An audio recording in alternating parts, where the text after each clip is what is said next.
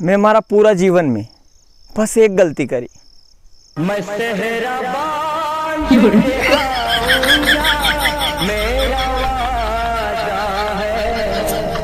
मैं सेहरा बांध के आऊंगा, मेरा ना थके हैं पाँव ना अभी हिम्मत हारी है, ना थके हैं पाँव ना अभी हिम्मत हारी है, अभी पानी से उभरे हैं, अब करपा और परानी फाड़ने की बारी है।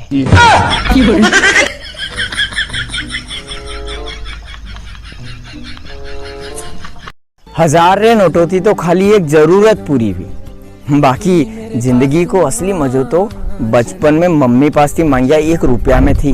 मेरे दिल में थी भोली वाली मेरी माँ, मेरे दिल में रहती भोली वाली मेरी माँ। भगवान श्री कृष्ण कहते हैं, जो बुरा लगे उसे त्याग दो, फिर चाहे वो विचार हो, कर्म हो या फिर मनुष्य। एक बार हम